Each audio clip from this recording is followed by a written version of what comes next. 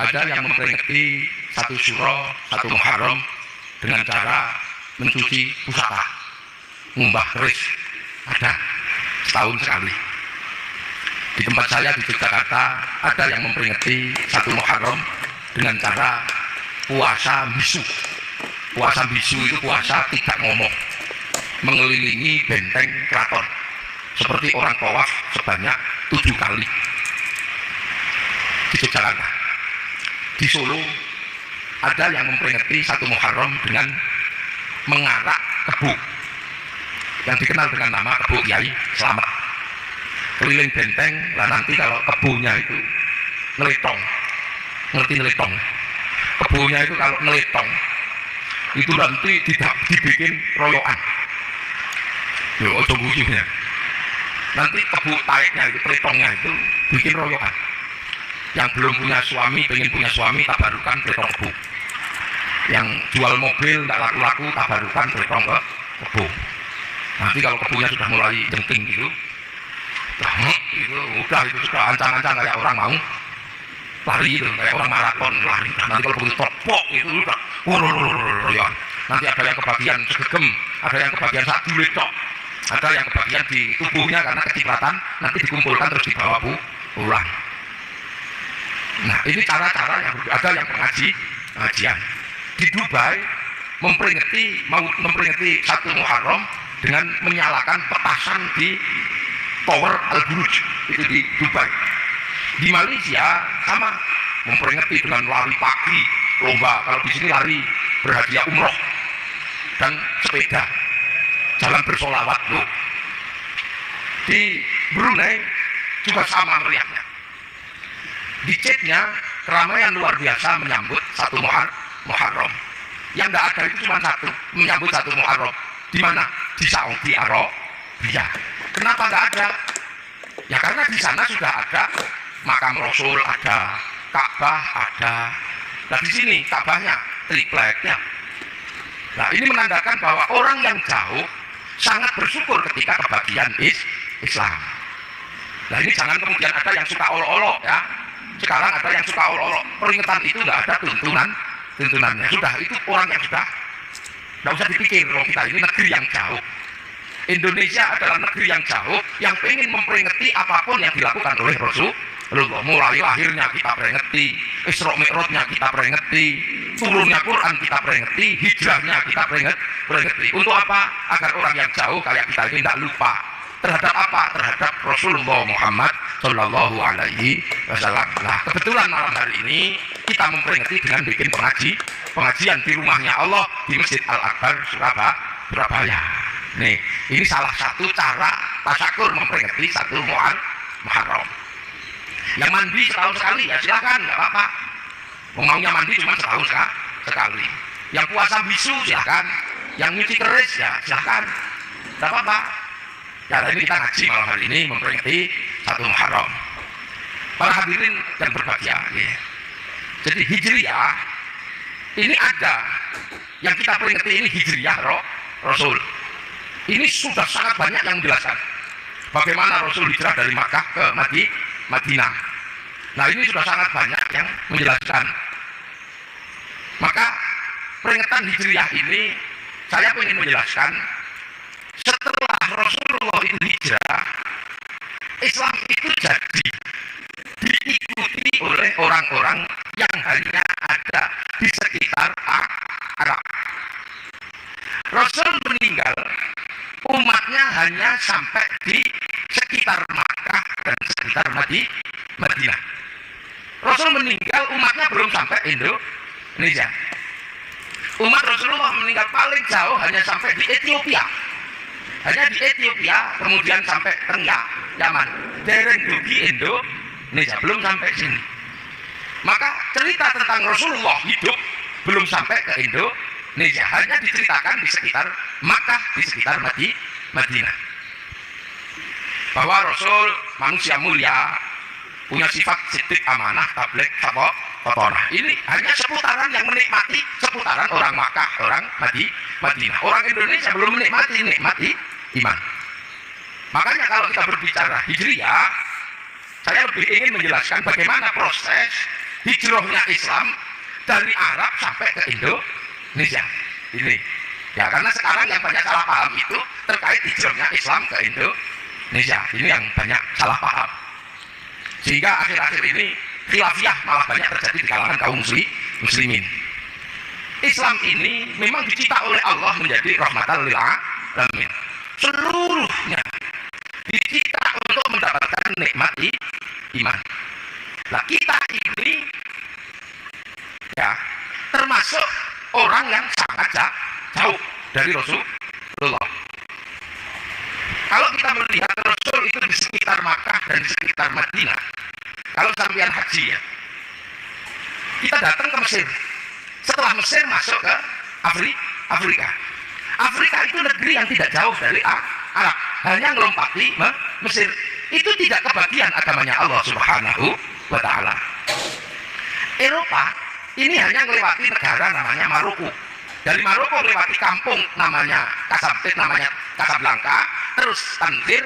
Ini juga tidak kebagian agamanya Allah Subhanahu wa Ta'ala. Nah, kita ini di Indonesia yang sudah sangat jauh, kita masih kebagian agamanya Allah Subhanahu wa Ta'ala. Kita ini jauh, naik pesawat sudah 9 jam, 10 jam. Ini negeri yang sangat jauh, negeri yang mungkin tidak ada dalam kamusnya para sahabat. Sebutannya apa? Negeri Rasulullah itu disebut negeri Arab. Keluar Arab dikit namanya Akrobi, mirip orang Arab. Itu sampai di Yaman, sampai di Syria, itu sebutannya Akrobi, sudah mirip orang Arab. Sampai di Persia atau Iran, ini disebut mustaqriba, orang yang suka memilih-milihkan diri dengan orang Arab. Sampai di India, itu disebut Ajam. Ajam itu India, yang masih besar-besar, cantik-cantik itu disebut Ajam. Nah, kalau kita ini kira-kira sebutannya apa? Yang sudah kecil-kecil, ireng-ireng, jelek-jelek, rembes-rembes, itu kira-kira sebutannya apa? Itu sudah nggak ada dalam kamus ukuran bahasa. Tapi hari ini orang-orang yang kecil-kecil, jelek-jelek ini, rembes-rembes ini, yang tidak ada kamusnya dalam sebutan Arab, Akrobi, Mustaqriba, dan Ajam, hari ini Islam Indonesia menunjukkan kekuatannya menjadi Islam terbaik di dunia. Ketika Islam yang ada di Suriah runtuh, ketika Islam yang ada di Afghanistan runtuh, yang ada di Eropa musnah, kekuatan Islam terbesar hari ini ada di Indonesia.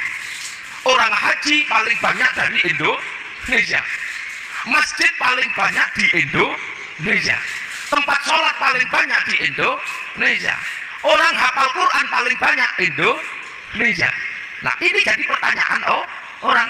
Ketika Islam Suriah mengalami keruntuhan, Afghanistan runtuh, Eropa sudah hilang, yang di sini mencuat tumbuh subur menjadi inspirasi Islam dunia. Nah, semua orang bertanya, apa yang terjadi dengan Islam Indonesia? Akhirnya orang-orang ini datang ke sini pengen tahu ada apa Islam kok begitu. Begitu sampai sini, peneliti Islam kaget. Kenapa? Karena seluruh peneliti Islam pasti belajar Islam bermula dari Arab. Begitu keilmuannya mumpuni tentang paham Islam semuanya versi Arab, masuk ke Indonesia bingung. Kenapa? Mencari musola tidak ada, ketemunya langgar. Mencari kalimat Allah, ketemunya pangeran. Sudah paham pangeran, Allah kaget karena ternyata ada manusia namanya pangeran di Ponorogo. Dari Allah pangeran, kaget lagi ada yang nyebut Allah, sing ngecet Lombok. Mencari Syekhun Ustadun, di sini tidak ketemunya kiai. Begitu memahami bahwa kiai adalah pemimpin agama, terus disimpulkan bahwa di Indonesia yang namanya pemimpin agama adalah kiai. Tapi begitu belajar di Indonesia jadi kaget karena ternyata yang namanya kiai bukan hanya ulama, ada tombak namanya kiai, tombak kiai pleret. Bahkan ada kebun namanya kiai selamat. Simbol Islam itu sebagian besar adalah jubah. Begitu masuk ke sini, ketemunya orang tidak berjubah, jubahnya dipotong, yang bawah jadi sarung, yang atas jadi baju takwa. Kalau masih kainnya sisa jadi serban. Nah, dari sana bahwa memahami kalau Islam itu pasti punya jenggot. Begitu sampai di sini bingung kok rata-rata ada jenggotnya. Mereka seolah-olah menyimpulkan bahwa Islam itu celananya cingkrang. Begitu masuk ke sini, cari yang cingkrang tidak Nah, ini maka banyak sekali akhir-akhir ini orang salah paham dengan Islam Indonesia. Sehingga ketika salah paham dia tidak mau belajar lebih dalam karena mereka sudah punya ilmu, sehingga ilmunya untuk menganalisis Islam Indonesia akhirnya tidak nyambung. Akhirnya ketemu kulitnya Islam Indonesia. Tapi coba nanti kalau sudah belajar dengan sangat dalam, mereka akan tahu. Apalagi kalau belajarnya ke Surabaya. Karena biang keroknya Islam itu awalnya dari Surabaya. Yang menyebabkan Islam ini berkembang ke seluruh Indonesia itu awalnya dari orang Surabaya. Namanya siapa? Raden Rahmat Sunan Ampel. Jadi kalau berbicara Islam Indonesia, bagaimana membawa Islam yang lahir dari Arab sampai ke sini, jangan sekali-sekali meninggalkan Sunan Ampel, karena beliau adalah kunci. Beliau punya murid namanya Datuk Ribandang, menyebarkan Islam ke kawasan timur, bertempat di Gunung Bawah Karaeng, Sulawesi, yang menjadi sebab berkembangnya Islam di Indonesia timur. Beliau punya anak murid namanya Sunan Bonang. Sunan Bonang punya murid namanya Hatib Dahyan. Hatib Dahyan bergerak ke Kalimantan, menjadi sebab berkembangnya Islam di Kalimantan dan menjadi cikal bakal kerajaan Islam se-Kalimantan. Sunan Ampel punya murid namanya siapa? Namanya Arya Dilah. Arya Dilah atau Raden Husain bergerak ke Semenanjung Sumatera, menjadi sebab berdirinya kerajaan-kerajaan Islam di Sumatera. Sunan Ampel punya anak namanya Sunan Bonang. Sunan Bonang punya murid Sunan Kalijogo yang menjadi sebab berkembangnya Islam ke seluruh pedalaman pulau Jawa. Nah ini yang kadang orang tidak mau mempelajari ini, makanya kadang pangling dengan Islam di Indonesia. Islam datang pertama keluar dari Arab, ya. Keluar dari Arab setelah Rasulullah, yang paling jauh itu bergerak ke Basrah. Basrah itu sekarang Irak. Siapa yang ke situ? Yang ke situ Sayyidina Ali bin Abi Thalib. Nah, begitu Sayyidina Ali ini bergerak ke Basrah, jadi gubernur di situ, orang Basrah sangat berterima kasih.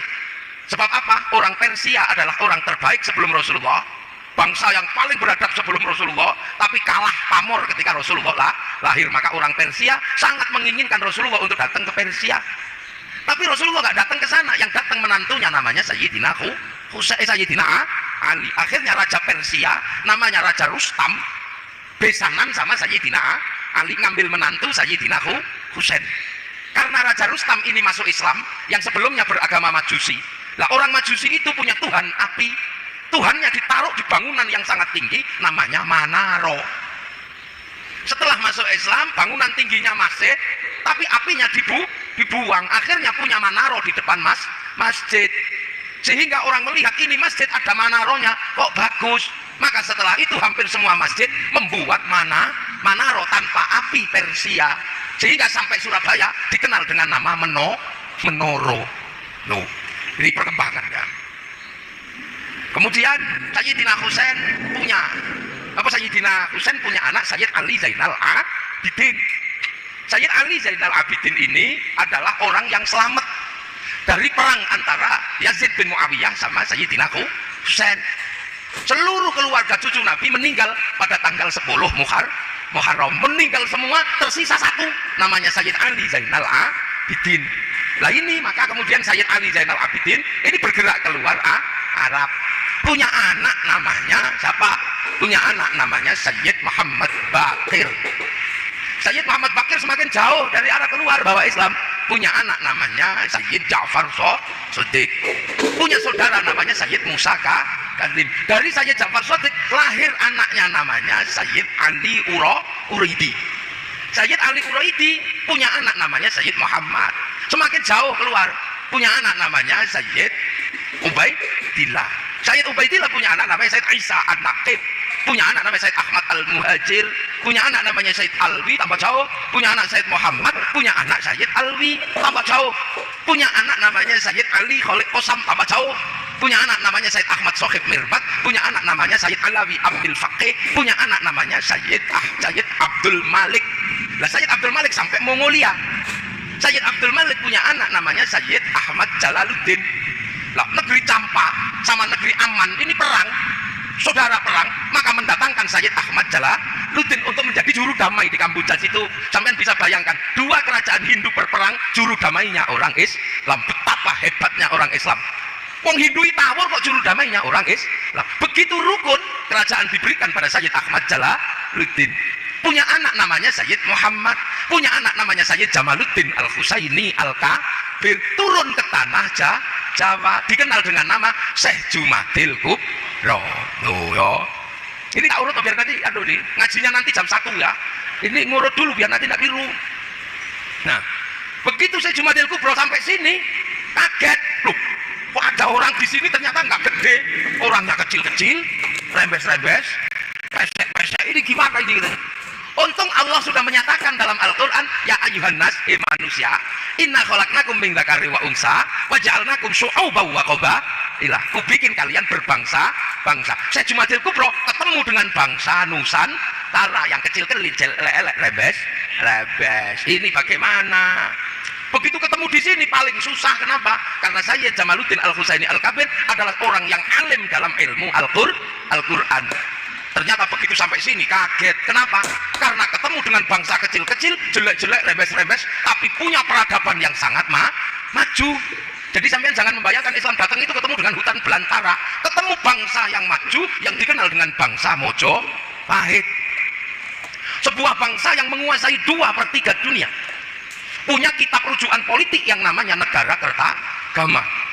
Punya kitab sosial yang sangat baik yang namanya Soma. Rujukan dunia. Belanda mengambil kitab Negara Kertagama, hukumnya dijadikan hukum Belanda. Sekarang Belanda punya hukum terbaik dunia, sehingga mahkamah internasional ada di Den Haag, Belanda. Ini kuncinya di sini. Jadi jangan sampai kemudian kita salah. Jadi Islam datang, Syekh Jumadil Kubro ketemu dengan bangsa yang sangat maju, menaklukkan bangsa-bangsa dunia. Sebelum Majapahit, Mongolia sudah dikalahkan di tanah Nusantara. Padahal Mongolia adalah negara terkuat di dunia, penakluk Eropa, penakluk Arab. Masuk sini, kalah kabut. Utusannya namanya Menci, dipotong telinganya. Jadi sini bangsa yang sangat maju. Syekh Jumadil Kubro mau bercerita tentang surga yang airnya mengalir. Di sini air banyak sekali. Ini cerita ini. Mau cerita tentang air mengalir, ini Kalimas banjir. Kali Berantas airnya banyak. Mau bercerita buah-buahan isi surga, orang sini penuh buah-buahan, bahkan cipluan aja banyak. Susah menceritakan orang sini. Diceritakan kekuasaan yang hebat, orang sini sudah punya kekuasaan Majapahit. Diceritani harta benda, maka di sini tidak laku, karena hayam buruk kalau makan piringnya dilempar ke segoro anak-anak. Ini bangsa yang kuat, bangsa yang maju. Makanya kalau ada cerita bahwa Islam disebarkan oleh saudagar, sayalah orang yang tidak bisa menerima teori itu. Kenapa? Saudagar tidak mungkin mengajarkan agama, karena di Nusantara sebelum Islam datang, sudra itu adalah saudagar. Saudagar itu sudra nggak boleh ngomong agama. Yang boleh ngomong agama hanya Brahmana, orang yang sudah meninggalkan dunia. Kasta di bawahnya namanya kesatria, kasta para raja. Para raja tidak boleh ngomong agama, mengurusi dunia. Di bawah para raja ada kasta Vaisya, kastanya pegawai negeri, nggak boleh ngomong agama. Kasta di bawahnya ada kasta sudra, pedagang, petani, tukang, itu sudra, tidak boleh ngomong agama. Di bawahnya ada kasta namanya paria, kastanya para pengemis. Di bawah paria ada kuca, kastanya pencopet. Di bawah kuca ada mereka, kastanya maling, tapi kalau ketahuan lari. Nah di bawah itu ada kasta candala, para begal kalau berani, kalau nyuri, tapi kalau ketahuan berani. Maka kasta sudra tidak mungkin boleh menyebarkan agama. Maka disitulah kuncinya bahwa Syekh Jumadil Kubro punya pemahaman yang sangat jauh. Ini diapakan orang kayak gini nih? Sangat susah. Maka Syekh Jumadil Kubro tidak banyak melakukan kerja, tapi mencetak generasi berikutnya. Syekh Jumadil Kubro paling ngajar Quran. Nah ketika orang Jawa diajar Quran, paling Syekh Jumadil Kubro kaget. Kenapa? Diajar Alhamdulillah nggak bisa, karena orang Jawa punyanya Hono Coro, kok keluarnya Alkamdu, ya hayu ya koyum yo kayu kuyoka yumu. Diajar Robil Alamin, orang Jawa gak punya huruf ain, punyanya ngo, maka keluarnya Robil Alamin. Diajar Dot, orang Jawa gak punya Dot, punyanya Lo, maka Ramadan menjadi Romelan. Itu orang Jawa di sini ya. Maka pekerjaan berikutnya adalah Syekh Jumadil Kubro menyiapkan 2 anaknya. Anak yang pertama namanya Maulana Ishak, anak yang satunya namanya Ibrahim Asmoro Gondi. Disiapkan ini 2, bagaimana membangun Islam di Indonesia. Tapi pada awalnya Islam ini susah, karena di tanah Jawa tumbuh ajaran yang suka makan manusia, namanya ajaran Bhairawa Tantra. Makanya orang hebat itu Cakrabirawa, tetapnya orang hebat Bhairawa, itu dari istilah Bhairawa Tantra. Bhairawa Tantra itu apa? Orang yang mampu melakukan ilmu namanya ngerogo sukmo. Nah supaya iso ngerogo sukmo, orang ini punya adat namanya pancamakara. Laki perempuan udo kabeh muter melakukan hubungan seks bebas supaya nafsunya teduh, supaya pikirannya tenang, minumnya arak, supaya perutnya nggak keracak kerucuk, makan tumpeng. supaya nanti sukmanya keluar, tubuhnya nggak bergerak, makan daging manusia, maka di Jawa tumbuh Sumanto.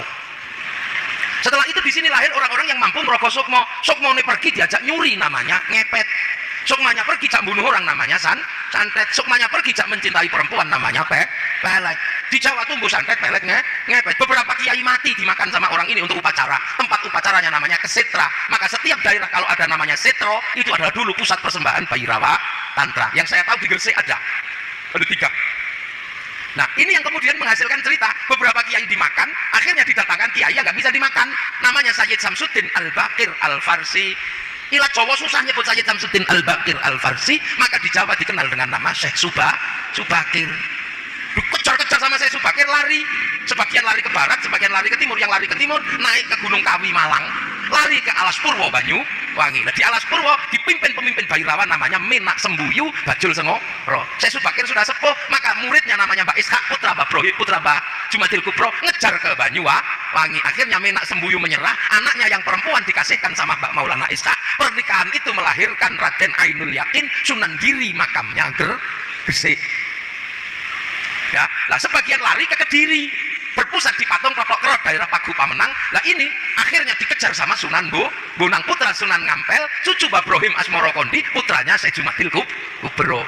Sampai di Kediri diajar sama Sunan Bonang. Sebelum lari mengejar ke Kediri, bertapa dulu di daerah namanya Bawean. Maka orang Bawean merasa memiliki Sunan Bonang. Akhirnya nyerah orang Kediri tadi Bhairawa. Akhirnya bareng nyerah, ya sudah muter-muter tetap gak apa-apa. Tapi jangan telanjang, dikasih baju arak haram, diganti teh kopi atau air putih. Tumpeng itu halal, gak apa-apa. Ingkung manusia diganti ingkung pitik, ingkung ayam. Mantra ngerokok sukmo diganti kalimat tauhid la ilaha illallah. Maka Islam penerus Wali Songo gak ada yang komplain masalah tumpeng, sebab ngerti itu tinggalannya Sunan Bonang. Tapi Pak yang baru datang ke Indonesia pangling, ini bikinan siapa? Mau di Arab tidak ada. Makanya sekarang banyak yang musyrikan tumpeng. Tapi pengikut para Wali Songo, orang-orang Surabaya, nggak ada yang mempersoalkan tumpeng. Lila ya, mulai nyantol ya. Nah, kok sih ini ngajinya nanti jam 1 nih ya. Nah, pekerjaan berikutnya Mbak Ibrahim Asmoro Kondi masih berbicara tentang iki gimana ini. Akhirnya yang baru paham adalah Sunan Ampel. Ini baru mulai paham bagaimana mengislamkan orang Jawa. Mulai paham karena sudah generasi ketiga lah ini Sunan Ampel. Ini kalau saya langsung bilang Allah pasti ribut. Ini kalau saya bilang ini pasti ribut. Akhirnya apa? Sunan Ngampel yang pertama dilakukan adalah mencari takbir di dalam Al-Quran. Nah, ini takbirnya di dalam Al-Quran. Gimana cara nanam Islam di sini ini? Nah, maka Mbah Ngampel ketemu takbir ayat Al-Quran apa? Mathaluhum fit Taurat wa mathaluhum fil Injil kazar'in akhraja syat'ahu fa'azarahu fastaghlaba fastawa 'ala suqi yu'jibu zurra al-yaghidhu bihimul kuffar. Islam itu sudah digambarkan di Taurat dan Injil seperti tanaman. Kazar'in akhraja syat'ahu kang metu napa nggih? Syat'an niku nek cara anak-anak saking bonggol niku napa nggih? Akan metu anak-anakane sing tukul teko bonggoli. Akhraja syat'ahu fa'azarahu, lah mengko terus kembang, mbokne karo anake niki wae bareng. Fastaghlaba terus ngempel. Astawa ala suqi terus akhire ngebaki pasar medeni wong kafir. Tanduran sing metu tungute niki terus mbokne apa bar metu sungute terus mbokne karo anake wae bareng apa? Ternyata kejawab itu tanaman padi yang seperti itu. Maka kemudian Sunan Ngampel mengambil ibrah dari menanam padi menjadi cara menanam Islam di tanah Jawa. Padi itu kalau di atas tanah ditotol sama burung, maka ditanam di bawah tanah.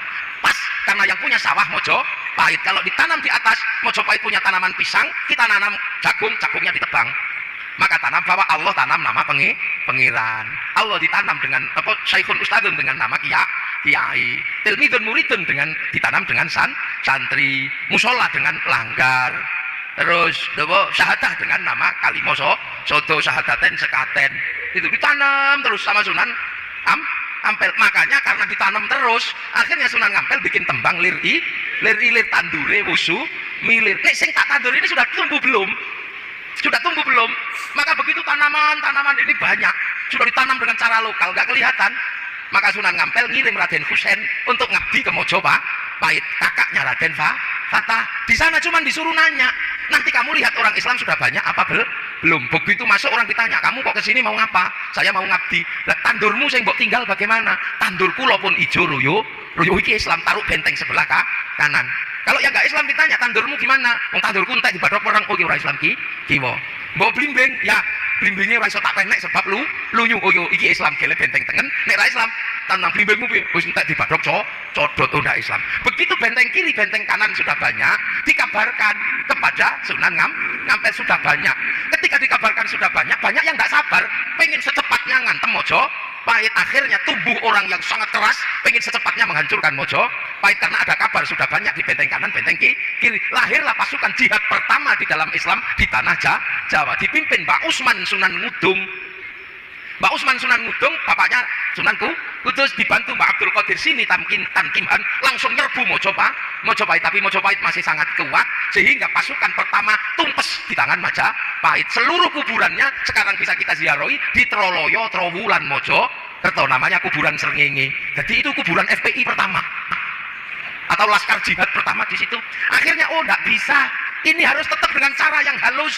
Maka akhirnya cara kebudayaan ditempuh, bukan dengan kekerasan karena mati. Akhirnya ngajarkan pengen jadi orang baik. Iya, kalau pengen jadi orang baik jangan lupa jempol. Jempol itu apa maknanya? Baik. Baiknya jempol nggak sempurna kalau nggak ada jentik. Maknanya jentik jangan otak-atik punya orang lain. Ojo otak-atik barang liyan. Ojo nyolongan. Enggak didalili asyariku asyarikatu fakta wa idyauma. Hadisnya lau ana Fatimah binti Syarakat lakotok tuh ya enggak cuma ojo otak-atik barang liyan. Iki tak jenenge jentik soalnya gue ngijen silih TV. Titik ngono dong.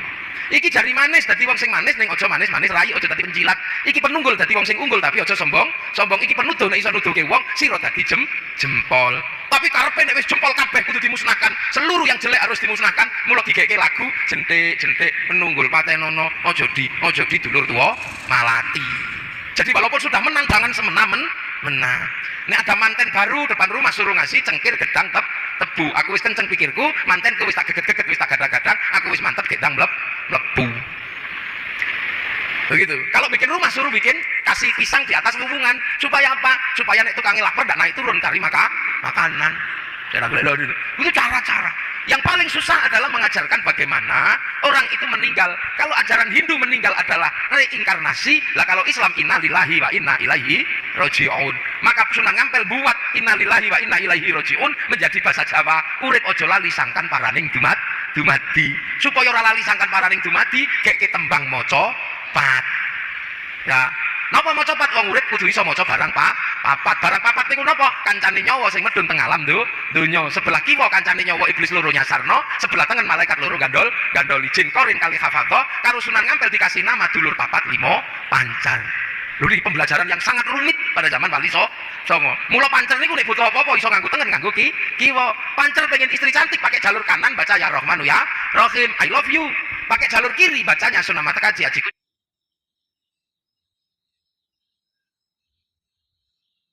Jalur wa ta'ala bila pakai jalur kiri Sunan